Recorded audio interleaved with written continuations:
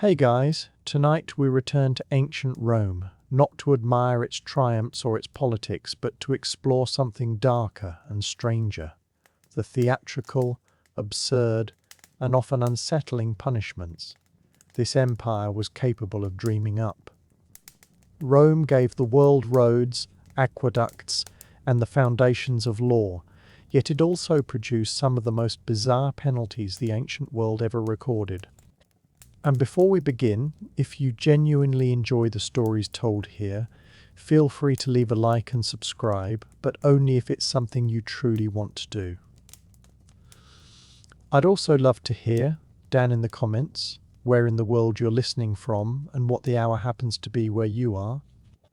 There's something wonderful about seeing everyone who gathers here from so many corners of the globe.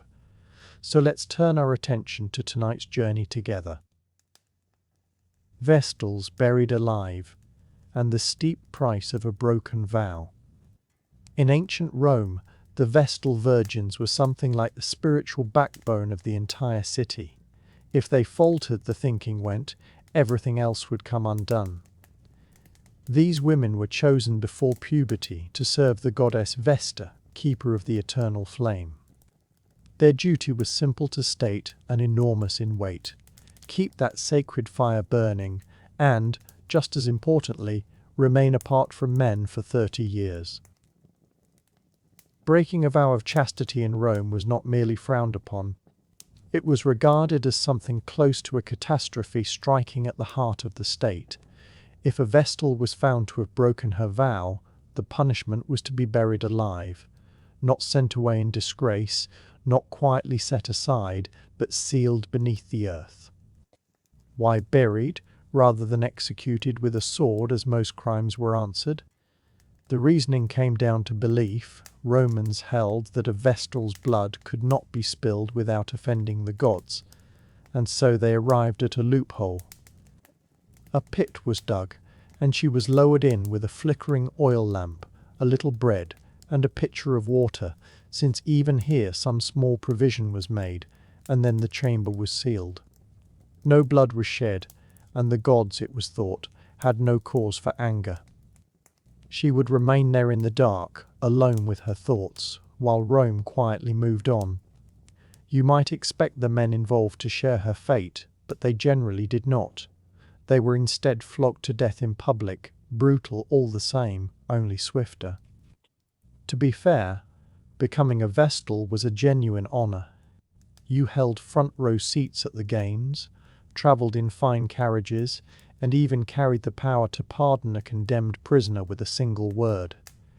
But all of it rested on one condition. A single failure, and your resting place was underground, permanently. Rome truly did take it that seriously. One well-known Vestal, Cornelia, was accused during the reign of the Emperor Domitian. Before her sentence was carried out, she is said to have called out, "Does Caesar imagine I have lain with a god? For no mortal man ever touched me." A bold protest. It changed nothing. So if your own work ever feels overwhelming, there is at least some comfort in knowing your employer is not threatening to shut you beneath the earth with stale bread and a dusty lamp. Rome, where the rules were written in stone and in fear. Puenacule, death in a sack with unusual company. Ancient Rome, the birthplace of philosophy and architecture, also produced punishments that sound almost like feverish inventions. Consider the Puenacule, which translates to the penalty of the sack. This was no odd little ritual. It was reserved for what Rome regarded as the gravest of crimes, the killing of one's own father. The response was not a fine or a spell in prison. If you murdered your father, you received an elaborate sentence involving yourself and 4 unfortunate animals. First, your hands would be bound, perhaps leaving a moment to reflect on the choices that brought you here. Then you were sewn into a large leather sack, and you were not alone in it. Joining you were a dog, a monkey, a snake, and a rooster. Then the sack, now heavy with its strange cargo, was carried off and thrown into a river, ideally a deep one, and that was the end of it. No one knows for certain why these particular animals were chosen, but historians suspect the selection was symbolic. The dog stood for family, the monkey for chaos, the snake for deceit, and the rooster for vigilance. In a sense, your wrongs were made flesh and feather and set beside you. The punishment was rare, mercifully, though Rome would revive it now and again to make a point, usually under emperors with a taste for spectacle. It was never only about ending the criminal's life. It was about making a statement and about leaving an impression on everyone who witnessed it. So the next time your father tells a weak joke or forgets a birthday, there is some relief in not having been born in Rome, where, in those days, the crime carried a sentence far stranger than any modern one. Crucifixion, but inverted, and a reversal of an already grim tradition. When we hear the word crucifixion, most of us picture a single image, a wooden cross, a slow and public death, and a warning to anyone watching not to defy the state. It was Rome's signature punishment, harsh, public, and meant to humble. Yet the Romans could, on occasion, add a strange twist of their own. Enter the inverted crucifixion. Upside down, because apparently an upright death was not felt to be humbling enough. This method was kept for particular cases, usually those the authorities most wished to make an example of, criminals, traitors, and now and then rebels who remained defiant even at the end. Perhaps the most famous instance of an upside-down crucifixion is that of Saint Seine. Peter, one of the 12 apostles of Jesus.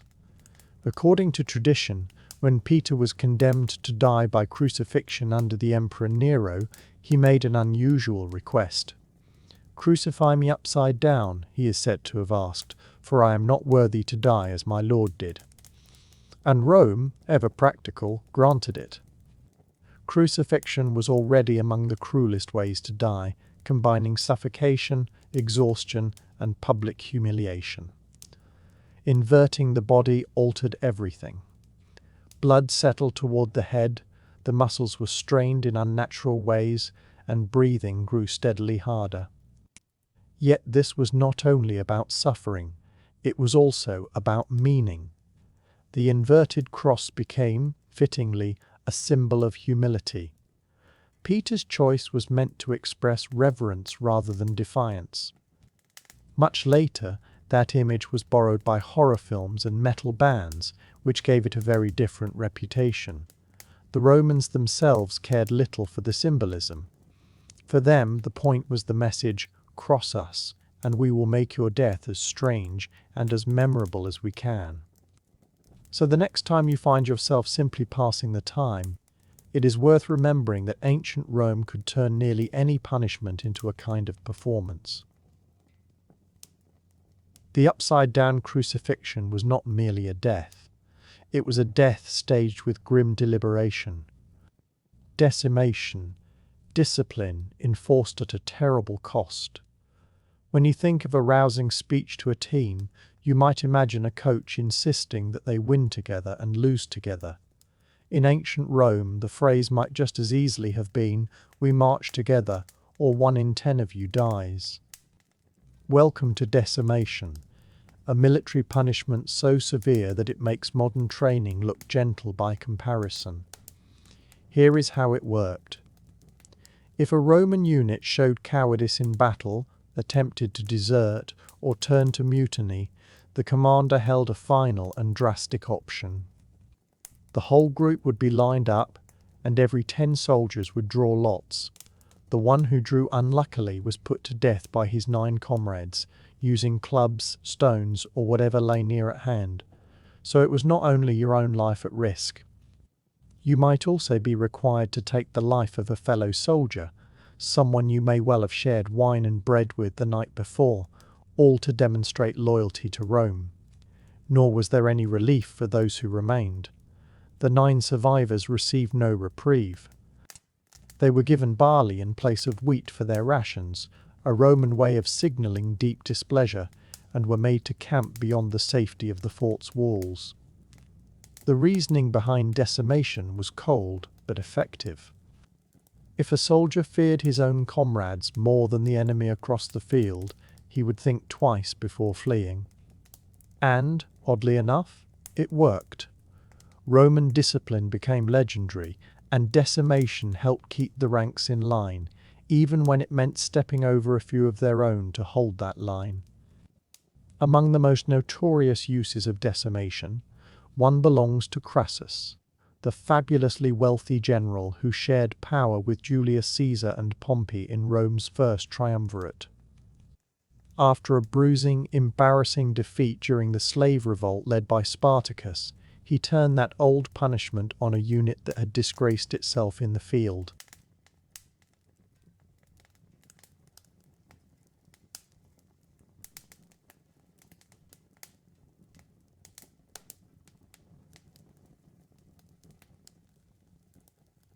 Embarrassing defeat, decisive revolt, revolt with by Spartacus.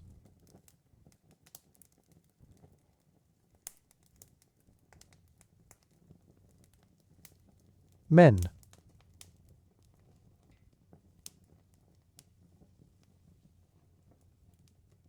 So the next time a manager starts talking about boosting team accountability, you can at least be grateful you're not serving under Crassus.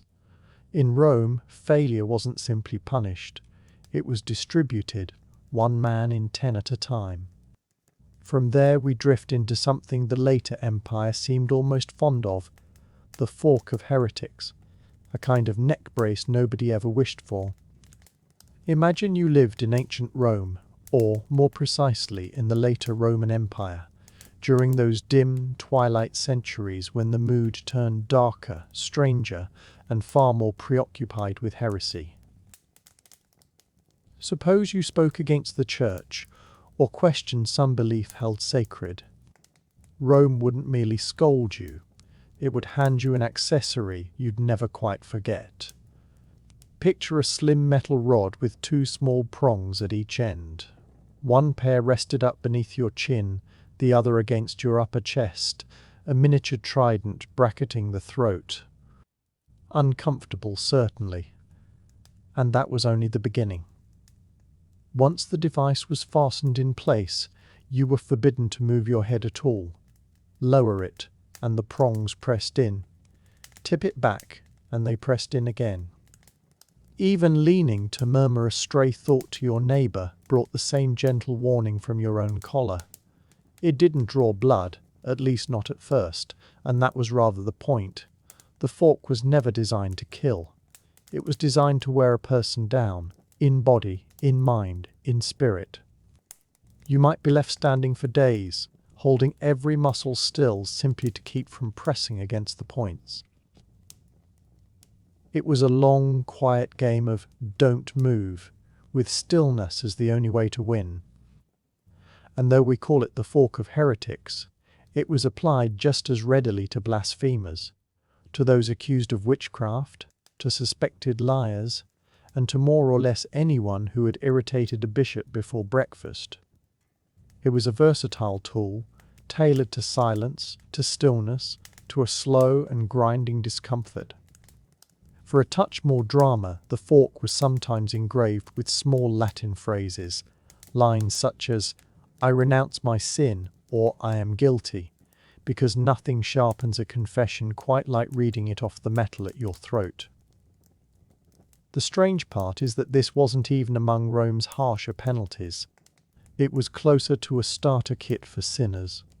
No bloodshed, no public execution, just quiet strain and a mounting inner panic, a sort of introductory course in endurance. So if you've ever fought to hold back a sneeze during a serious meeting, picture doing that for 3 days straight with iron resting at your throat. In Rome, silence wasn't golden. It was enforced with 2 blunt prongs and an ache in the neck worthy of the gods. Next comes the Tarpeian rock, Rome's original way of cutting someone off for good. Forget passive notes or quiet unfollowing. In ancient Rome, if you betrayed the state, they didn't simply cut ties. they walked you to a cliff. The Tarpeian Rock was a jagged drop of some 80 feet on the southern face of the Capitoline Hill, only a short stroll from the Roman Forum. It wasn't a scenic overlook. It was where the Republic disposed of its traitors, and it was every bit as theatrical as that sounds. The rock took its name from Tarpeia, a Roman girl who once betrayed the city to the enemy, Sabines in exchange for what she imagined would be their gold bracelets. The Sabines, being rather literal, buried her under their shields instead, technically honouring the bargain. Her body was cast from the cliff, and the rock was named for her ever after. The lesson, more or less, don't trust invaders, and don't trust a vague payment plan. From then on, the Tarpeian Rock became Rome's favoured answer to traitors, corrupt officials, false witnesses, and anyone who made the state decide a dramatic gesture was in order. No rope, no blade, just a brief drop and a sudden stop. The condemned were often stripped, led through the streets, and marched to the edge, where gravity handed down the sentence. And yes, a crowd usually gathered, because nothing livened up a market day like a public reckoning. It was public, it was final, and it carried meaning. You weren't merely being put to death.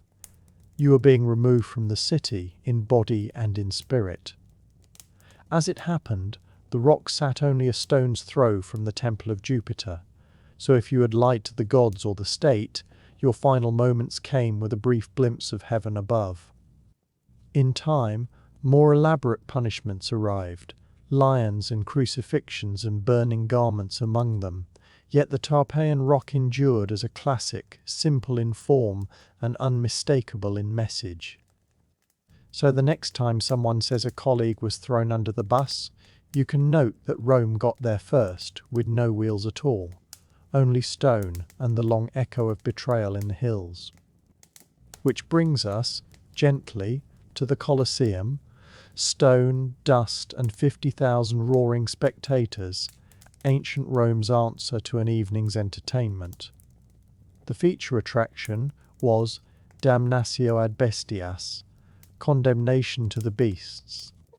It was Rome's standard sentence for criminals, traitors, prisoners of war, and, most sorrowfully, Christians who refused to bow to the imperial gods.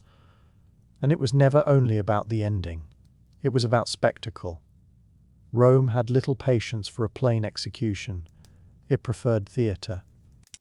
The condemned were sent into the arena where lions, leopards, bears, and on occasion even elephants were waiting. Being Rome, the organisers often costumed the victims first, staging their deaths as scenes from myth. One might be dressed as Orpheus, another cast as Prometheus. The old story acted out with grim accuracy. It was entertainment, justice, and religious message all folded into a single grim afternoon. Was there a chance to mount a defence? None at all. This was no trial. It was a sentence wrapped in applause. The crowd had come for a show, and if the animals seemed sluggish that day, the handlers had their methods, whether prodding them along or keeping them hungry beforehand. And this fate wasn't reserved for hardened criminals alone. Theft could land you there, or political dissent, or simply falling on the wrong side of religious law. The one thing that might spare you was the favour of a generous emperor. It wasn't only cruelty, though. It was calculated, a warning to everyone watching. Step out of line, and this could be you. In time, the Christian martyrs turned the meaning around, treating such an end as a badge of honour, though for most it was simply a fate to be feared. So the next time you grumble about jury duty, be glad it doesn't involve a costume and a very fast leopard. Now and then, though, Rome offered a quieter exit. A death sentence didn't always mean the arena or the cliff. Sometimes, if you were fortunate, or rather well connected, you received a different sort of penalty, the invitation to end things yourself. It sounds like a contradiction. We won't kill you, but we do strongly suggest you handle it. Here is how it worked. If you were a senator, a noble, or simply someone grand enough to own more than one tunic, and you had managed to offend the emperor, perhaps by plotting against him, perhaps just by carrying yourself a little too confidently, you'd receive a quiet visit. A scroll would arrive, a courteous note from the emperor, and it read something like this: "You have dishonored the state, please take the honorable way out." The meaning underneath was plain enough, and the deadline was not a generous one. The upside was real. If you complied, your family kept your property, and your name might survive in the records unspoiled. Call it the Roman version of a severance package. This was not seen as humiliation. It was regarded as noble, and many among the elite viewed it as a last exercise of control, a chance to compose their own ending. Picture a warm bath, a few final words, a departure arranged on one's own terms, very much in keeping with Rome's fondness for drama. The philosopher Seneca the Younger famously met this fate. Accused, quite possibly falsely, of joining a conspiracy against Nero, he was told to see to it himself, and he complied, opening his veins in the manner Rome considered dignified. And so we arrive at the wooden donkey, and the strange day when simply sitting became a crime. If you've ever grumbled about an uncomfortable chair, well, ancient Rome had a thing or two to add on the matter. Because one of Rome's more inventive penalties centered on a humble piece of furniture, the notorious wooden donkey, though pain pony, might have suited it just as well. Despite the name, no animal was involved. It was simply a tall, narrow wooden beam, built like an A-frame and tapered to a thin ridge along the top. The condemned, usually thieves, enslaved people, or soldiers who had broken ranks, were made to sit astride it, so that all of their weight rested on that single edge. To add to it, weights were often fastened to the ankles, and gravity took over from there. The longer someone remained, the more the beam pressed into them, and a person might be left in place for hours depending on the mood of the one carrying out the sentence. Rome didn't invent the device, since it seems to have drifted in from older traditions farther east, but the Romans took to it with real enthusiasm, because if there was one thing the empire enjoyed, it was punishment staged as a show. It wasn't always fatal. Often it served as a very memorable form of public humiliation. Picture a busy square, a merchant caught shortchanging his customers, now perched atop the donkey while children giggled and vendors kept selling snacks.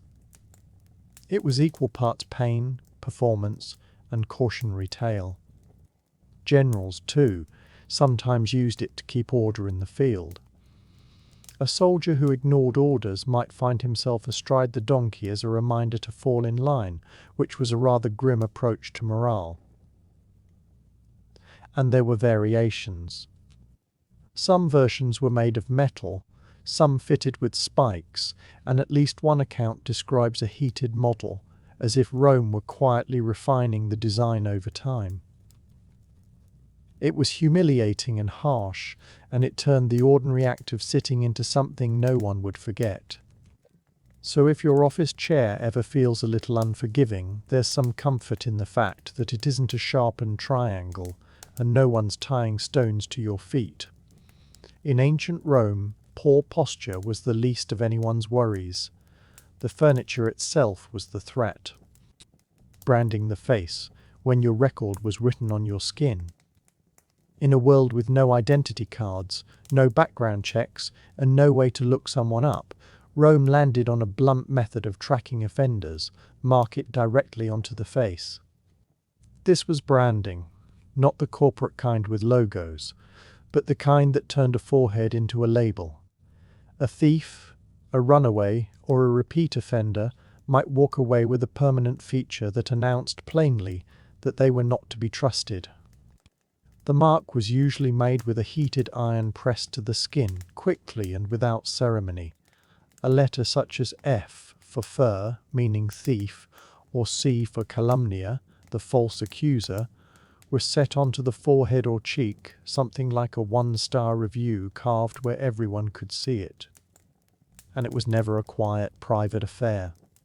Branding was public, meant as both punishment and lesson, shame the offender, and the crowd will think twice. It was as much message as penalty. Now imagine living with that mark. Walking through the market, everyone already knew. Looking for work or hoping to catch someone's eye, both became nearly impossible. You were no longer quite seen as a person, but as a record on legs. Enslaved people who fled were singled out especially, often branded fug, short for fugitivis, meaning runaway. Flee a second time and the mark grew harsher. They weren't treated merely as property, they were expected to wear their defiance where all could read it. Some tried to hide or alter the marks with cuts, tattoos or paint, but Rome, thinking ahead, made tampering its own offence. Editing your record simply wasn't allowed. Later, emperors such as Constantine softened the practice, suggesting the mark be placed on the hand or leg rather than the face, though the aim stayed the same, lasting shame. So if anyone ever tells you to face the consequences, be glad they don't mean it in the Roman sense, because Rome didn't just remember your crime, it made sure your face did too. Removing the tongue for blasphemy, and the end of small talk. In ancient Rome, speech came with conditions. You could praise the emperor, argue philosophy, and recite poetry to your heart's content. You simply couldn't blaspheme. Speak badly of the gods, insult the emperor, or murmur the wrong thing to the wrong listener, and you might face a penalty as literal as it was severe, the removal of the tongue. They truly did it, and the reasoning was plain. If your words were seen as dangerous, Rome would quiet them for good. There was nothing gentle about it, no anesthesia and no careful tools, just a swift and painful act carried out by a soldier or executioner. It wasn't medicine, it was censorship with the force of the state behind it. And it wasn't only about religion. Mocking Jupiter in the open or questioning the sacred fires could certainly invite it, but blasphemy often meant speaking against the emperor or the order of the empire. In short, if your words made powerful people uneasy, you had suddenly become a problem to be silenced. One ill-judged joke, one whispered heresy, one defiant chant, and the voice was taken. The punishment was as theatrical as it was cruel, and doing it in public carried a clear message: words have power, but ours has more. Even for those who survived, life afterward was hard. Clear speech was gone, along with any chance to argue one's innocence. It was isolation through injury, a scarlet letter written not on the skin, but into silence. Fittingly, some of the earliest Christian martyrs met this fate, refusing to give up their faith and continuing to preach. Rome couldn't erase their ideas, so it turned to the messengers instead, and the Christians in turn reshaped these stories into accounts of quiet courage, which only frustrated Rome further. If it all sounds extreme, remember that Rome was fixated on control, and few things control a person more completely than removing their voice. So the next time someone tells you to hold your tongue, be grateful it's only a figure of speech. Breaking on the wheel, when the body became a display. If it seems Rome had run short of grim ideas, consider the wheel, also called the breaking wheel, or, in a later medieval flourish, the Catherine wheel. It was less an execution than a slow, deliberate spectacle that used the human body as its material. The method was simple in outline. The condemned was bound to a large wooden wheel, arms and legs spread wide. An executioner with a heavy iron bar would then break the limbs, one after another, unhurried and methodical. The aim was not a quick death, but to shatter the bones while keeping the person alive, so that the body would fold in ways it never should. Afterward, the broken limbs were threaded through the spokes, and the wheel was sometimes raised on a tall pole, like a grim standard, or simply left to turn in the wind. This was as much public messaging as punishment. The wheel was reserved for crimes considered especially serious, such as murder, treason, or highway robbery, and it told the crowd, plainly, what stepping too far out of line could bring. Survivors were rare, but if someone lingered a day or two, they were sometimes granted a final, merciful blow. And the practice outlasted Rome itself. Medieval Europe embraced it with additions of its own, spikes and fire and stage ceremony. Rome had simply built the stage. So if your commute ever feels rough, take some comfort that you aren't bound to a wheel as the centerpiece of a public display. In Rome, justice wasn't blind. It was bold, harsh, and made for the widest possible audience. Execution by hot ash, death by a slow, smouldering burn. When it came to inventive ways of carrying out a sentence, Rome always had something on the fire, so to speak.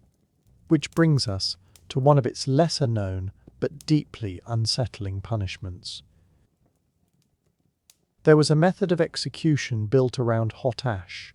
It never earned the fame of crucifixion or the arena, lions, yet in its own quiet way it may have been among the slowest and most unsettling ends ever devised.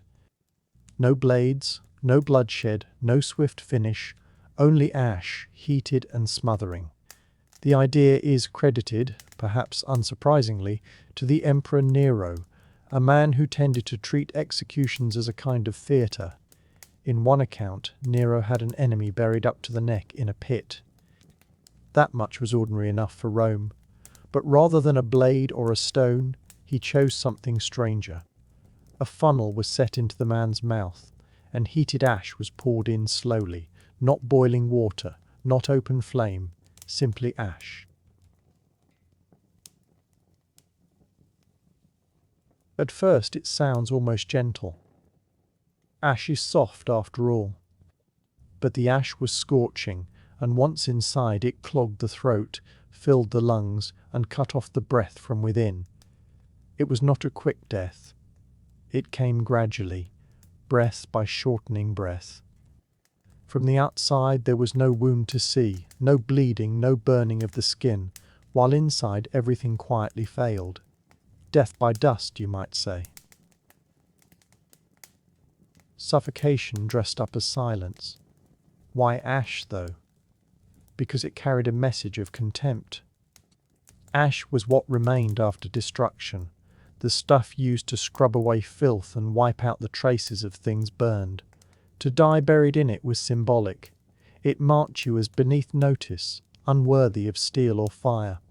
You did not even merit a dramatic end, only the slow grind of leftovers. It was never a common punishment. It was saved for the people Nero truly loathed, the ones he wanted removed quietly, but with the maximum weight of dread. To onlookers it hardly registered as anything at all, no blood, no cries, just a man in a hole and a thin trickle of grey. So the next time you hear ashes to ashes, dust to dust, remember that in Nero's Rome that line wasn't only poetry. On rare occasion, it was procedure.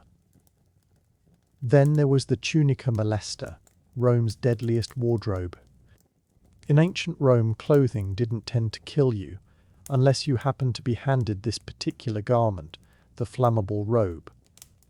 Imagine being led into an arena or bound to a stake, and instead of chains, the executioner comes toward you holding a tunic. A small mercy, you might think, at least there is something to wear. Then you notice it is dripping, not with water, but with pitch, tar, and oil. This was the tunica molesta, literally the troublesome tunic, though flammable nightmare gets closer to the truth. It was a garment soaked in combustible material, fitted close to the body, and then set alight while the wearer was still inside it. Less a private execution than a public spectacle. It appears most often under emperors like Nero, who liked to fold executions into his evening entertainments. At his notorious garden parties, the story goes, these burning figures were used to light the grounds, human torches illuminating his idea of Roman leisure. Who was made to wear it? Arsonists, traitors, Christians, anyone judged to deserve a particularly theatrical end. The flames took hold and could not be shaken off. There was no rolling away, because the tunic clung as it burned. And because Rome loved a mythological flourish, the garment was sometimes likened to the poisoned shirt of Hercules, which had brought the hero terrible pain before his death. Rome did not merely kill, it made the killing poetic. The real cleverness, if that is the word, lay in the psychology of it. The condemned were not simply dying, they were on display before a watching crowd, and the message needed no inscription. This is what happens when you cross the empire. Some accounts even claim music was played as the fires rose, and that Nero himself plucked at his lyre. A grim sort of performance. So if you ever find your clothes too tight or uncomfortable, there is at least some comfort in knowing they are not soaked in oil and part of a public ceremony. In Rome, fashion could do more than make a statement. Sometimes it announced something else entirely, damnatio memoriae.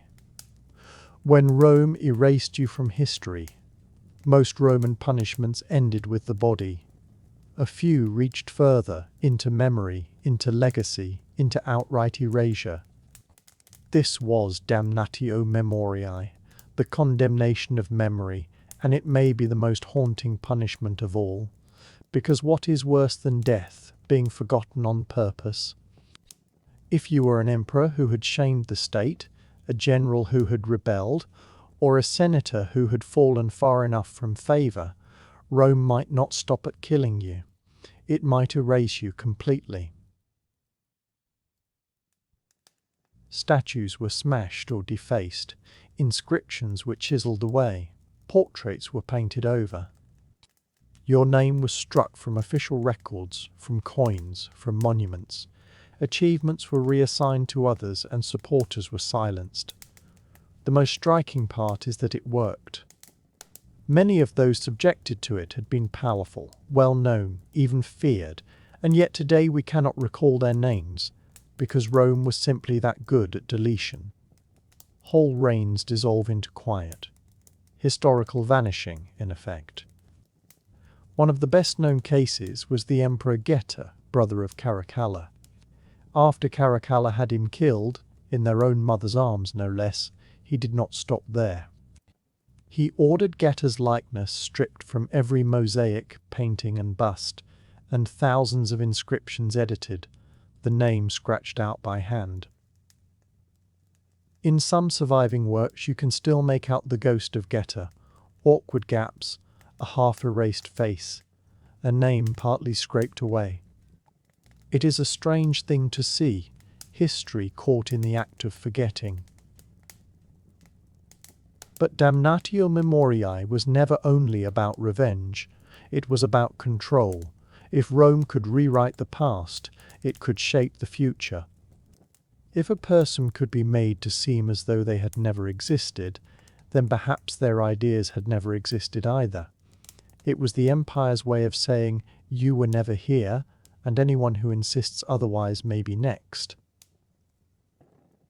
There is something oddly modern in it. We talk now about reputations undone, about people erased from the public record. Rome was doing much the same 2,000 years ago, only with chisels rather than keyboards. So as this odd tour through Rome's stranger punishments comes to a close, it is worth holding on to one thought. The cruelest penalty was not fire, or lions, or rope. It was the silence that came afterward. In ancient Rome, the worst thing that could happen to you was to be forgotten. Now, a very different landscape. In the early 1800s, the American continent stretched away to the west, wild, largely unmapped, and full of promise for anyone bold enough to chase it. The East had begun to feel crowded, with its cities, its factories, and its tired farmland, and it pressed in on people. The West was the dream, an open canvas with just enough danger to make it feel like an adventure. It started as talk, in taverns, in church pews, around dinner tables. Stories of open land, of rivers that shone like silver, of valleys that seemed to bloom without any effort at all. The Louisiana Purchase of 1803 had more than doubled the size of the young United States, and suddenly there was space, vast, almost unimaginable space, that belonged to no one, or so the government chose to claim. For many, the West was more than a direction on a compass. It was a clean start, a place where your name carried none of your old debts, where no one asked where you had come from, only what you could do with your hands. It called to dreamers and drifters alike, farmers after fresh soil, widows after a little peace, adventurers chasing legends spun around campfires. There were no roads worth the name, no guarantees, and no second chances. Every journey began in uncertainty. Would the wagon hold together over the mountains? Would the river freeze too early? Would there be food waiting on the far side? And still, tens of thousands set out. Whole families, infants wrapped in flour sacks, grandmothers wedged between crates of salted pork, headed off into the unknown. To go west was to gamble everything, yet staying behind felt like accepting a life of limits. The frontier was less a place on a map than a test of will and endurance, a matter of carving order out of chaos with little more than timber, iron, and stubborn hope. And as the sun dropped behind the endless prairies and ridgelines, throwing long shadows across wagon wheels and tired faces, one thing was plain. America's story was not yet written.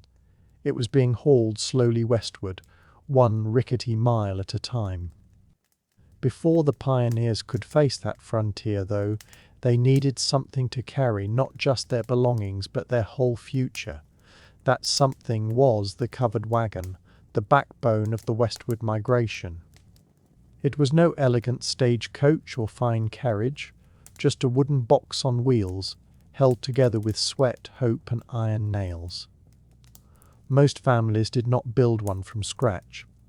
They bought a wagon, or adapted a cart they already owned. The grandest type was the Conestoga, but out on the frontier something smaller, lighter, and cheaper was called for. That became the prairie schooner. It earned its nickname because the pale canvas cover, swelling and rippling in the wind, resembled the sail of a ship gliding across an ocean of grass. This ship, though, carried no gold and no jewels. What it held was salted pork, flour, beans, cast-iron pots, a spinning wheel, a Bible, and perhaps a single decent quilt. Every inch of it was spoken for. Space meant survival, and too much weight could be fatal. A wagon packed to its limit might carry around 2,000 pounds and no more, since the oxen hauling it would give out long before the Rockies came into view.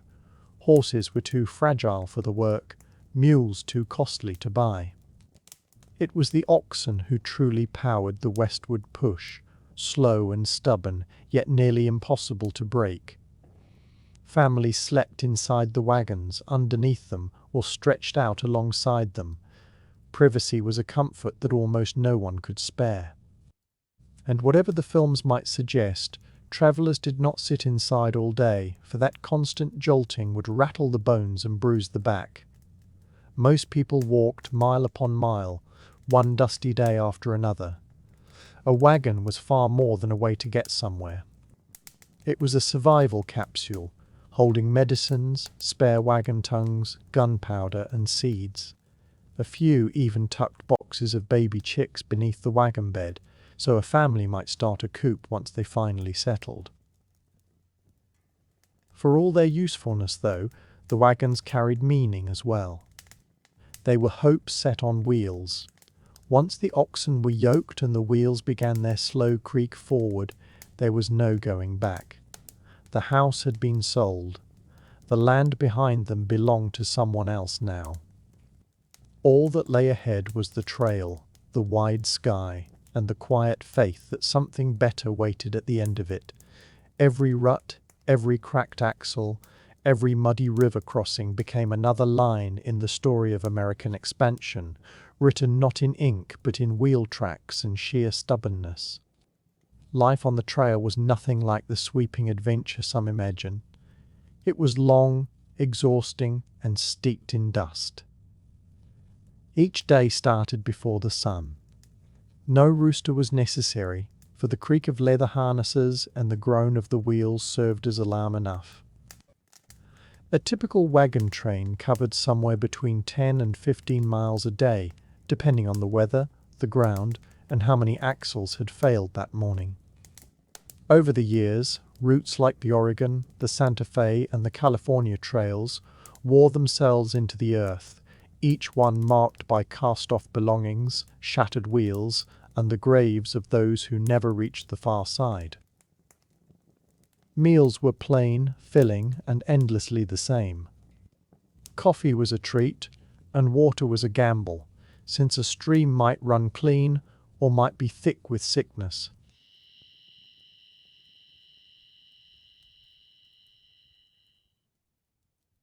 Boiling it helped if you had the fuel and the patience. Otherwise it came down to luck. Food was carefully rationed, mostly salted meat, hardtack, and dried beans, with a little wild game when someone could shoot well. Wild onions and berries became prized treasures. Sickness was the trail's greatest danger. Cholera moved through camps quickly, born from tainted water and taking lives within hours. Dysentery, scurvy, and snake bites claimed others. There were no doctors out there, only home remedies and hope, and sometimes hope fell short. Even so, there were bright moments. Children played with sticks and stones or skipped along in the shade of the wagons. Now and then a wedding took place on the trail, and so did a birth. Families were bound together not only by blood, but by shared hardship and the easy closeness of people worn down by the same road. At night the wagons drew into a circle, not to hold off native attacks as the stories so often claim, but to guard against thieves, wandering animals, and the cold wind. Fires were lit, bread was baked on hot stones, and sometimes someone would take out a fiddle. For a few hours, music and laughter pushed against the dark. Rest, though, was always short. Tomorrow meant more walking, more wilderness, and fewer certainties. You came to love your boots and curse your blisters. You learned to grieve quietly and keep moving, because the land waited for no one's sorrow, it only carried on west. After weeks, sometimes months, the sight of trees, water, and level ground could bring a pioneer to their knees in gratitude. But the relief did not last long, because once a family chose their patch of ground, the real labor began. Homesteading was far from glamorous. Nothing stood waiting, no house, no fences, no roads, only open country and the steady ticking of the seasons. The first task was shelter, usually a single-room log cabin barely large enough for the family who built it. With no chainsaws and no plans, every log had to be cut, trimmed, and dragged by hand or by ox, using little more than axes, grit, and guesswork. Most cabins had dirt floors that turned to mud in the rain and froze hard in winter. Windows were often just openings covered with hide or greased paper to let in a little light while keeping out the worst of the cold. A proper chimney was a luxury, So many cabins began with a simple hole in the roof to let the smoke escape, which meant a good deal of coughing. Inside, families slept on straw, furs, or corn husks, on beds made of rope strung across wooden frames. If they were fortunate, the gaps between the logs were packed with mud and moss. If not, the wind found its way in regardless. Then came the first winter, the season that tested every soul. Without enough firewood or stored food, those months could bring starvation or frostbite. Storms might shut a family indoors for days. Coyotes called in the dark, and wolves kept their distance in slow circles. Still, the frontier spirit held. Families made candles from animal fat. Children learned to mend clothes and cook over open flames. And they read from the Bible by firelight and wrote letters home when there was somewhere to send them. Neighbors were scarce, but when a new cabin appeared on the horizon, help was freely given: a shared roof raising, a borrowed cow, a warm meal. Survival was never really about toughness. It was about community. One family alone might not endure, but 10 together might. That first winter was a quiet crucible where dreams were either forged into resolve or lost beneath the snow. On the frontier, strength was not measured only in muscle. It was measured in endurance, sacrifice, and a steady, unglamorous courage, and no one carried more of it than the women. Forget the delicate figures of the dime novels. These were warriors in aprons. The moment they stepped down from the wagon, they became builders, farmers, midwives, butchers, healers, and teachers all at once, because if a thing needed doing, there was no one else to do it. They rose before dawn to churn butter, bake bread, and milk the cows before most men had stirred. They planted gardens, preserved food, cared for the animals, and sewed nearly everything the family wore, often from nothing. In sickness they mixed herbal remedies, and in childbirth they served as midwives for neighbors and sometimes entirely alone. A frontier woman might kill a snake with a shovel in the morning and teach her children their letters by afternoon. She might lose a child to fever and still set dinner on the table by sundown. Guns were no stranger to her hands, and when a husband was away or gone for good, she defended the homestead with whatever she had, whether rifle, axe, or frying pan. There are accounts of women driving off wolves, outlaws, and raiders with a baby balanced on one hip. Loneliness was its own hardship. For some, the nearest neighbor was miles off, and letters took weeks or months to arrive. The silence could press in hard. Yet these women kept on, stitching civilization out of the wilderness, one loaf, one lesson, and one stitch at a time.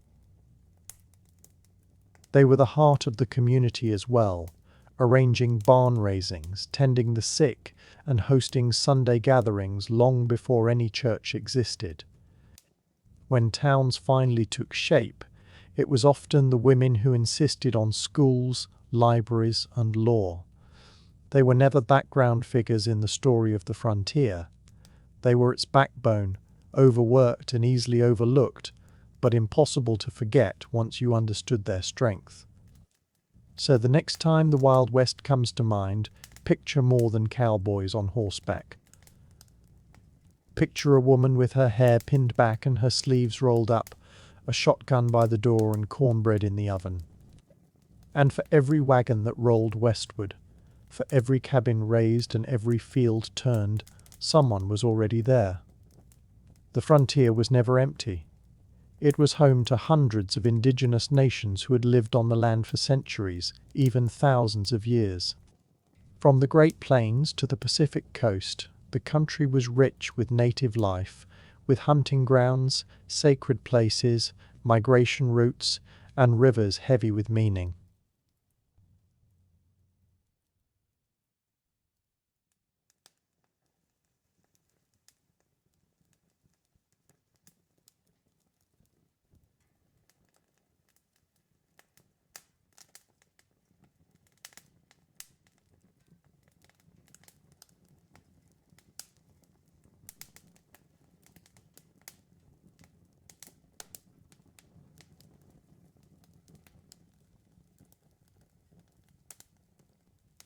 And so began a long and painful undoing of promises. The United States signed treaty after treaty with native tribes, each pledging peace, land, and resources, and nearly everyone was broken. As settlers streamed westward, the tribes were pushed back, and then pushed back again, sometimes with ink, and sometimes with fire and bullets. Whole nations were pushed onto reservations, land that was frequently poor and set far from the places their ancestors had known.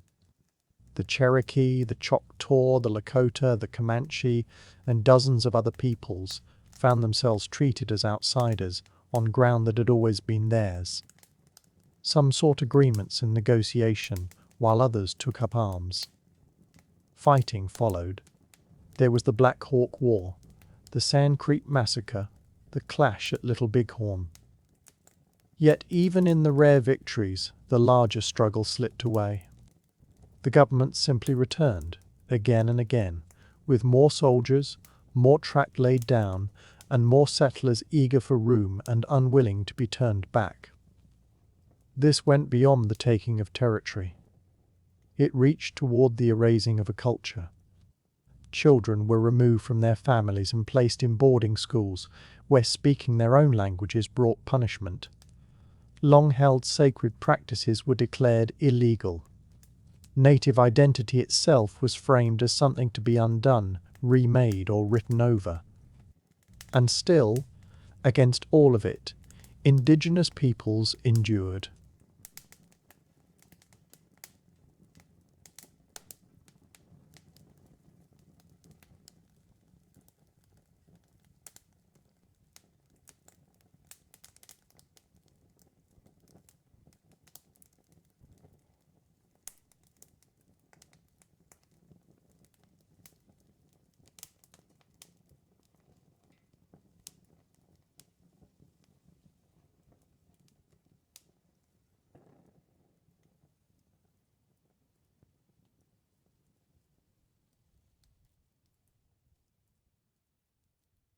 The postcard version of the frontier tends to leave this out, but the record is plain enough.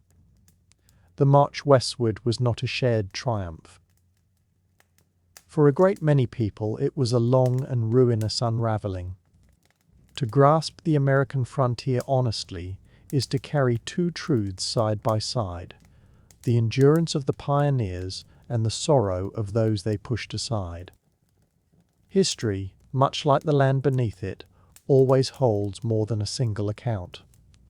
On the frontier, law arrived slowly, and in some places it never really arrived at all.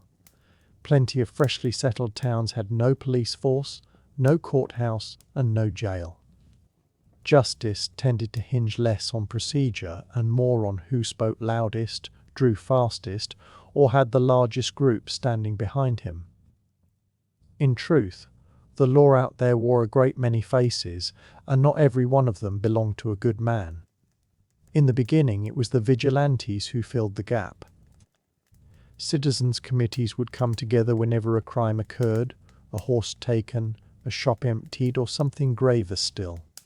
They staged rough trials inside saloons or beneath the branches of a tree, and once guilt was presumed, the sentence came quickly, whether a rope, a bullet, or simply being driven out of town with a warning and a bruised pride. In time, the settlements grew, and lawmen came with them, sheriffs, marshals, and deputies. Names such as Wyatt Earp, Bat Masterson, and Wild Bill Hickok slipped into legend. Some were courageous, some were corrupt, and most were a measure of each. With a tin star and a revolver, they stood as the thin margin between order and disorder. But the moment the lawmen appeared, so too did the outlaws. The frontier drew drifters, deserters, gamblers, and gunmen hoping to disappear into open country. Figures like Billy the Kid, Jesse James, and Butch Cassidy did more than rob banks and trains. They caught hold of the public imagination. Newspapers dressed them up as folk heroes, even as they left a trail of broken safes and violence behind them. Frontier justice was hard to predict.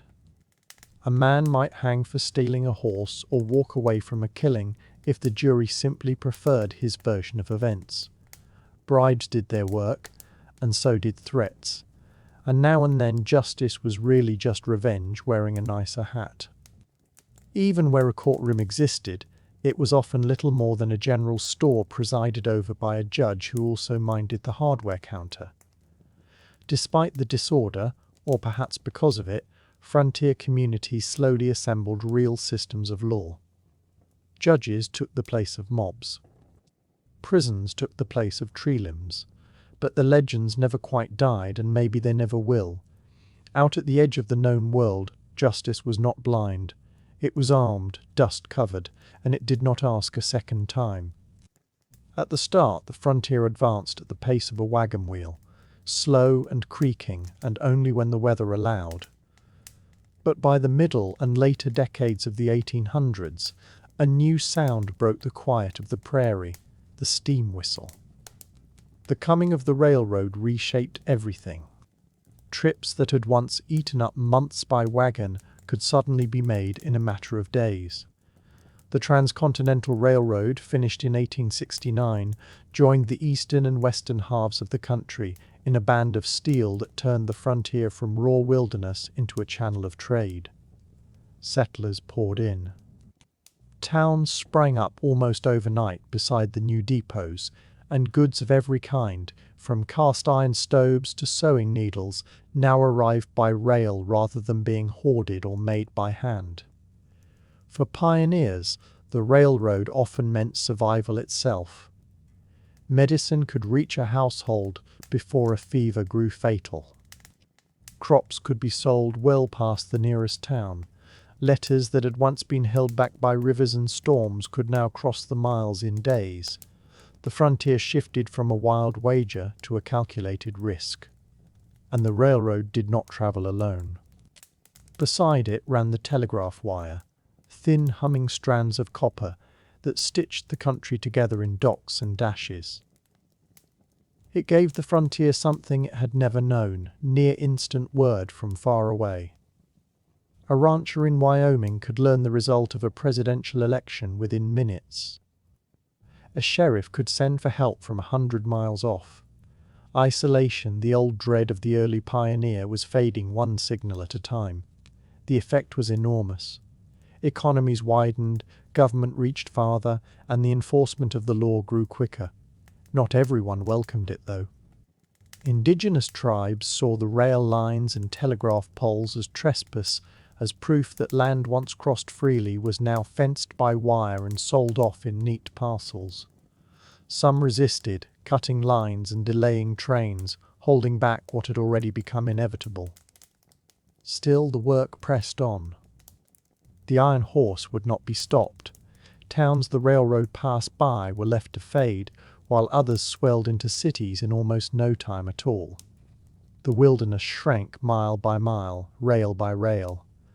The frontier spirit did not disappear, but it was no longer cut off. It was wired in, connected, and turned toward commerce. The frontier was still wild, only now it ran on steam and signals. By the close of the 19th century, something deep had shifted. The boundary that had long divided wilderness from settlement, the famous frontier line, had softened, thinned, and at last vanished altogether. In 1890, the United States Census Bureau declared that there could scarcely be said to be a frontier line any longer. In plain terms, the American frontier had closed. The long push west was finished. Forests had been cut back. The railroads bound one coast to the other. The buffalo had nearly disappeared, and the tribes had been confined to reservations. Land that had once seemed endless and unknown had been surveyed, mapped, and sold by the acre. And what did that amount to? For some it read as victory, a dream fulfilled, a continent brought to heel, a nation reaching from one ocean to the other. For others, and above all for native peoples and displaced communities, it meant erasure, loss, and a heavy quiet where their homelands had stood. Yet the end of the frontier was never only a matter of geography. It touched identity as well. The rugged self-reliance, the myth of the solitary pioneer, the firelit tales of hardship and heroism, none of these faded. They hardened into legend instead. Writers such as Frederick Jackson Turner argued that the frontier had shaped the very character of America, its democracy, its stubbornness, its restlessness. It had taught people to adapt, to hold on, to lean on themselves and on their neighbors. It gave rise to the cowboy, the log cabin president, the gold rush prospector, all of them stitched into the national story. The reality, of course, was untidier. The frontier was sweat and dirt, sickness and death. It was brave, and it was harsh, hopeful and unjust. A place thick with contradictions, and its legacy still carries that same tension. Today the frontier lives on, not in geography but in spirit, in the notion that pressing into the unknown, whether that unknown is land, science or space, is part of what it means to be American. The wagons no longer roll. The cabins are museums now. The old trails have become highways. But listen closely and you can still catch the echoes riding on the prairie wind, carried in stories handed down from those who chose to travel farther. The American frontier did not simply vanish, it became the foundation. Long before there were instruments, there was rhythm. A foot striking the earth, two hands meeting in a clap, the steady knock of a heart inside a quiet chest. Music did not begin with wood or string or bone, it began with the body, it began with breath. Tens of thousands of years ago, well before writing, farming or buildings of any kind, early humans stumbled onto something remarkable in sound. In caves and out on open plains, gathered around fires and moving through forests, they found that certain acts, a stomp, a shout, a whistle, could stir feeling, draw attention, or even ease fear. Music, it turns out, may be less a cultural invention than a biological instinct.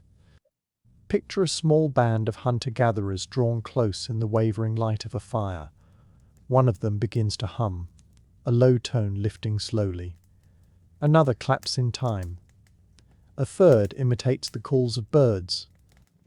There are no words, only sound, and in that moment they are no longer separate people simply outlasting the elements.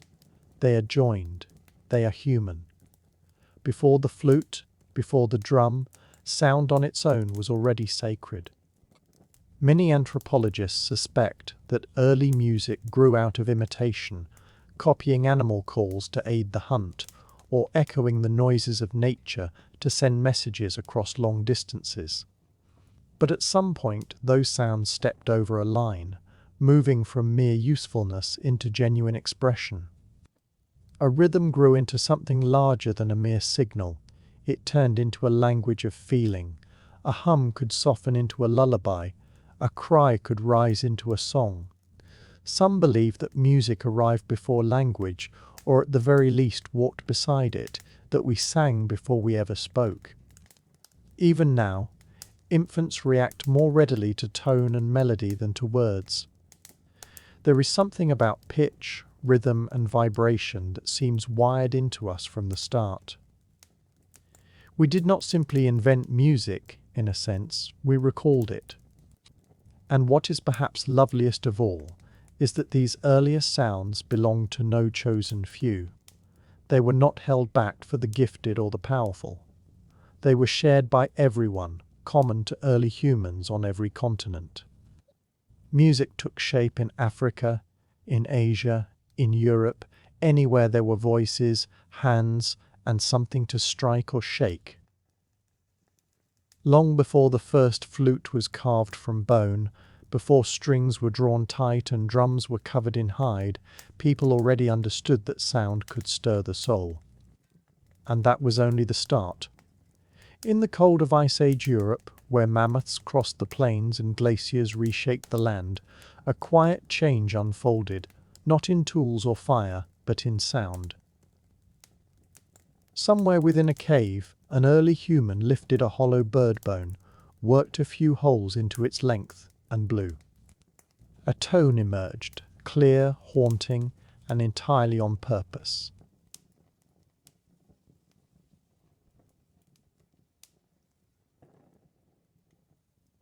It was the birth of the musical instrument. Archaeologists have found bone flutes more than 40,000 years old, among the oldest instruments known anywhere on Earth. Discovered at sites such as the Hohlfels cave in Germany, they were shaped from the wing bones of vultures or from mammoth ivory, stubborn materials to work, yet their makers patiently cut finger holes at careful intervals, opening up a range of notes. That care tells us something remarkable. This was no random poking. It was music, structured, repeatable, and made for expression. Why did they bother? Perhaps the sound echoed birdsong, a reply to the natural world. Perhaps it accompanied rites marking the passage from life to death, or the turning of the seasons. Or perhaps, quite simply, someone shaped a flute because they wished to make beauty in the dark. It is tempting to picture prehistoric people as rough and consumed only by survival, but the flute hints at something else. It speaks of imagination, of a mind that looked at a bone and saw not a meal but possibility. These instruments suggest community too. A flute played alone makes music, true, but among a group it becomes rhythm, harmony, shared experience.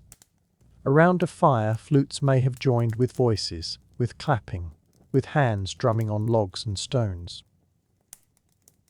The sound would swell and rebound off the cave walls, the first concerts in human history. And consider this, these Ice Age flutes come before farming, before the wheel, before writing itself. In the long ladder of invention, music appears early, not as a luxury but as a need. The flutes of the Ice Age were far more than tools. They carried joy, sorrow, mystery, and ritual, faint whispers from the deep past that can still move us now. From bone and breath, humanity found melody. If the flute was our first voice, the drum was our heartbeat. Long before cities, long before kings, there were rings of people gathered beneath the stars, clapping, stamping, pressing rhythm into the earth. The drum was not born in a single place. It rose everywhere, across continents and cultures, as though the body and the ground itself longed to be brought into time. The earliest drums were probably simple things, animal skin stretched across a hollow log or a clay pot. They served rhythm, yes, but also ritual, communication, and power. A drum beat could summon a god, march an army, or gather a village. It was never only noise. It was a signal. In Africa, some of the oldest drum traditions reach back tens of thousands of years, where drums became voices, instruments able to speak tonal languages and echo human phrases. In Siberia, shamans beat drums to fall into trances, their rhythms opening doorways to the spirit world. In the Amazon, the water drum rolled through the jungle like thunder made by human hands. What made the drum so vital was not only its sound, but its openness to all. You needed no melody. You needed no training. You needed only to feel the beat, and feel it we did. Drums marked births, funerals, weddings, harvests, and wars. Their pulse gave order to disorder. A rhythm could bind a tribe, unite a ceremony, or steady warriors before battle. The beat seemed to say, "We are one." Even in early farming, the drum had its place.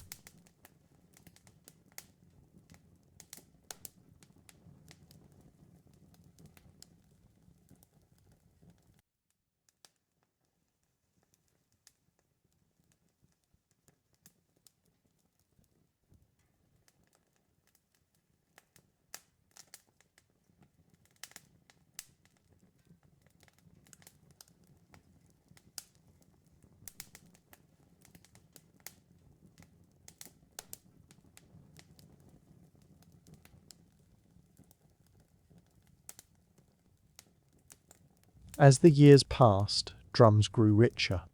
People added carvings, paint, and sacred symbols to them. Drums were not merely useful, they became holy objects, standing for fertility, protection, or a link to the divine. And always they joined us together, across languages, across generations, across worlds. In an age without clocks, electricity, or writing, rhythm was how we counted and how we felt. Drums gave sound its life. They made time something you could touch, and in their steady pounding we found not only music, but meaning. As people moved from caves to cities, music grew from a ritual of survival into a refined art.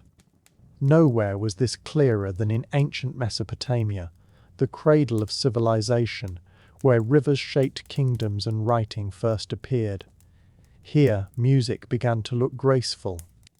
Among the temples and ziggurats we find some of the earliest images of stringed instruments, harps and lyres drawn on tablets cut into walls and even laid to rest beside kings. These were not bone flutes made in quiet. They were built with care and dressed in gold, silver, and lapis lazuli, their curves as elegant as their sound. The harp especially became a mark of refinement, faith, and royalty, not merely an instrument, but a kind of myth in wood and string. These early harps had no frets and no fingerboards. Strings were plucked by hand, and each note was fixed. What they lacked in flexibility, they made up for in mood. A Mesopotamian harp did not shout like a drum. It whispered. Its notes drifted in the air like incense, sacred and dreamlike. In these cities, music became organized. Musicians were trained. Scales and intervals were written down in an orderly way. The harp featured in ceremonies, in storytelling, even in astronomy, as scholars charted the stars and matched them to harmonies, believing the heavens themselves sang in celestial intervals. The presence of harps in Mesopotamian graves tells us something profound. People believed music followed the soul beyond death.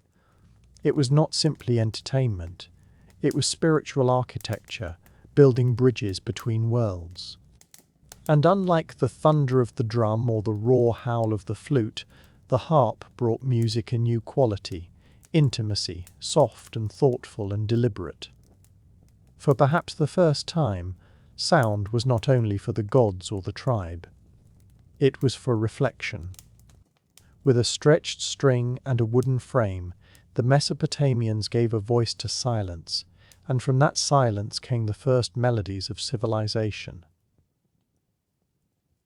In ancient Egypt, music was not merely an art, it was a divine language. The Egyptians held that music was a gift from the gods. By their myth, it was the goddess Bat, later merged with Hathor, goddess of joy, fertility, and music, who first brought song into the world.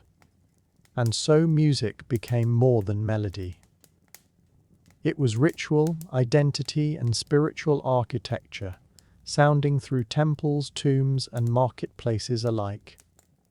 Unlike the primal flutes of prehistory or the ceremonial harps of Mesopotamia, Egyptian music wove ritual precision into daily life.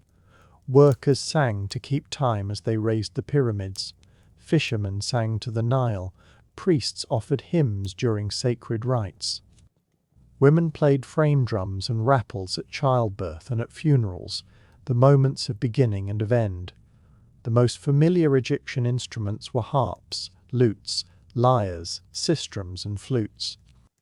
Harps grew from simple angular forms into large, curved, decorated pieces with long arching necks, symbols of status as much as sources of sound. Some carried as many as 22 strings, crafted so beautifully that they still appear, vivid in tomb paintings 3,000 years on. The sistrum, though, held a place of its own, a rattle fitted with metal rods that jingled when shaken. It was closely tied to the worship of goddesses, above all Hathor and Isis. Its sound was not meant for amusement. It was meant to awaken the divine, to shake off evil, and to guard the soul during ceremonies. Egyptian musicians were not always common folk. Some were priests or priestesses serving in the temples through music. Others were court musicians, entertaining pharaohs and foreign guests with songs praising gods, kings, and legacy. Music bridged worlds as well. At funerals, songs and chants guided the soul through the underworld. The tombs of the wealthy often held lyrics, and even pictures of instruments and musicians, as if to make certain the departed would travel with sound in the afterlife. For the ancient Egyptians, music was eternal. It honored the gods, drew the people together, and reminded them of the order of the cosmos. To the Egyptians, rhythm was never mere disorder. It was ma'at, the steady pulse of a well-ordered cosmos, and to shape music was to echo something sacred. The ancient Greeks carried that idea further still. For them, music was not simply an art, it was a science of the soul and of the heavens alike. Other peoples wove song into ritual and celebration, but the Greeks lingered over a stranger question: why does sound stir us so deeply? And the answer they arrived at came not from poetry or philosophy alone, but from numbers. Here we meet Pythagoras, remembered today chiefly for his triangle, yet also one of the founders of music theory. The story goes that he was walking past a blacksmith shop when he noticed something odd. The ring of the hammers shifted depending on how large and heavy each one was. That observation led him to experiment with strings, where he found that dividing a string by simple ratios, such as 1 to 2 or 2 to 3, produced tones that sounded pleasing and in agreement. From this grew the notion of the harmony of the spheres, the belief that the universe itself ran on mathematical proportion, and that music was a faint reflection of that cosmic order. A plucked string was no longer just a note. It was a small mirror of the sky. Greek instruments carried this outlook. The lyre, a modest harp-like frame, became a badge of civilization and learning, and poets such as Homer and Sappho were often shown holding one. The aulos, a double-reed pipe, offered the wilder, more emotional counterpoint, sounding through dramas, ceremonies, and at times through war. In Greece, music was bound tightly to character and conduct. Plato held that different musical modes could work upon the soul, some rousing courage, others breeding idleness or unrest, and so he called for a strict musical education to form ideal citizens. To his mind, the wrong scale might be as ruinous as bad rule. Music, then, was not entertainment alone. It was medicine, it was morality, it was mathematical perfection, trembling through flesh and air.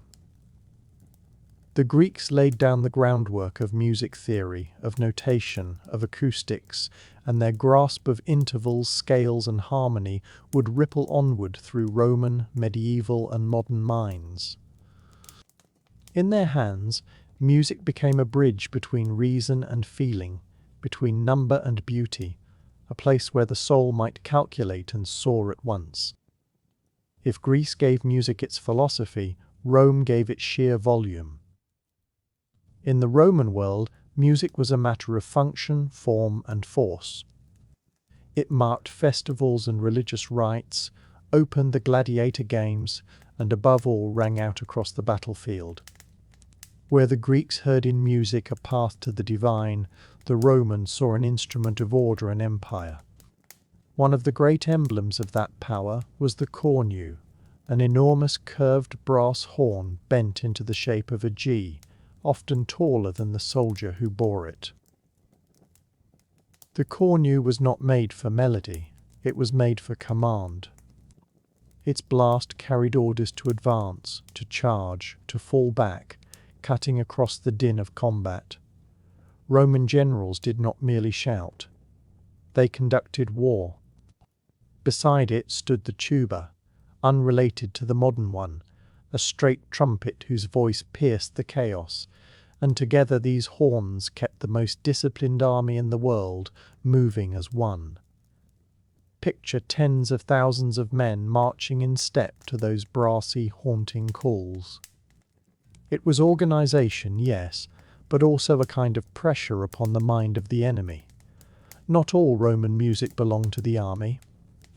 In the temples, the tibia, a pair of joined flutes, accompanied sacred rites. In the arenas, music heralded the games much as an anthem opens a modern match. At banquets, lyres and the hydraulis, an early water-driven pipe organ, set the mood for privileged guests. Music ran through Roman life like wine, structured, performed, and essential. Rome borrowed heavily from Greece, then reshaped it all to suit itself. Where Greece prized personal expression and inward reflection, Rome prized public display and control, and music served as both amusement and propaganda. As the empire took in Egypt, Judea, Gaul, and lands beyond, it drew in Nair sounds as well, so that Roman music grew into a mosaic of African rhythms, Eastern melodies, and Mediterranean instruments, vast and always shifting. Yet, unlike the Greek philosophers, Roman thinkers wrote little about the theory behind it. They played it, used it, marched to it, but rarely paused to analyze it. For Rome, sound was a means rather than a mystery. In the end, Rome did not refine music so much as amplify it, until even the most distant provinces could hear the beat of the empire's drums. While the West marched to the rhythms of empire, the East was pursuing something quieter, the inner life of sound.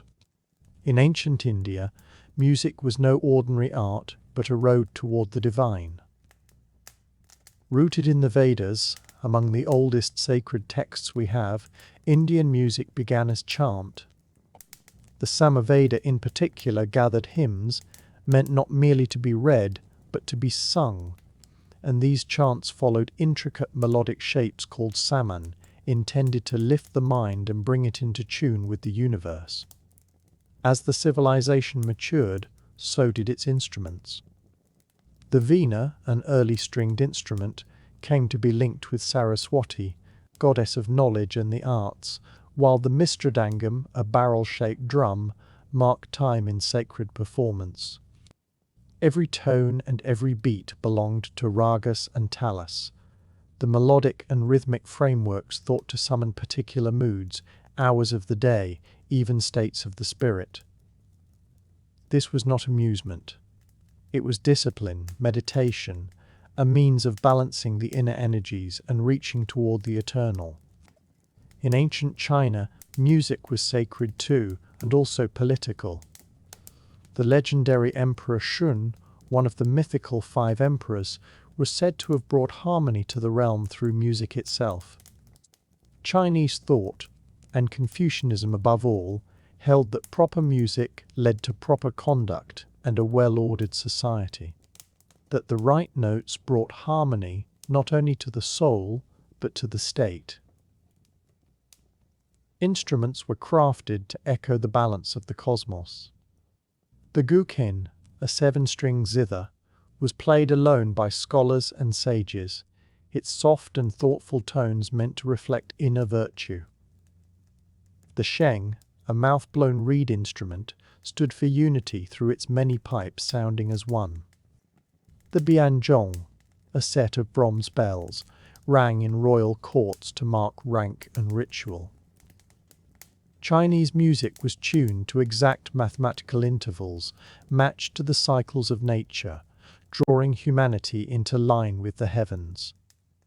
In both India and China, music was never set apart from living.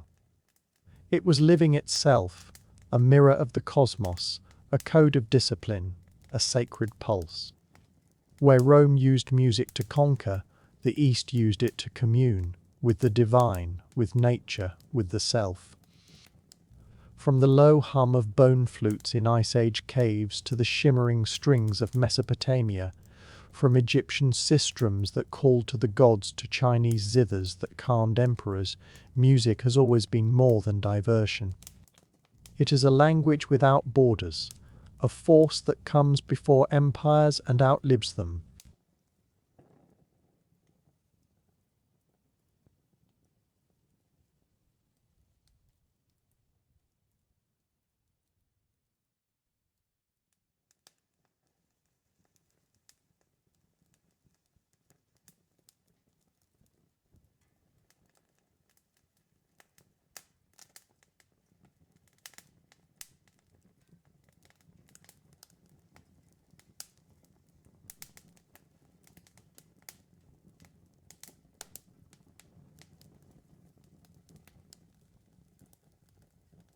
It comforts, warns, excites, unites, and mourns.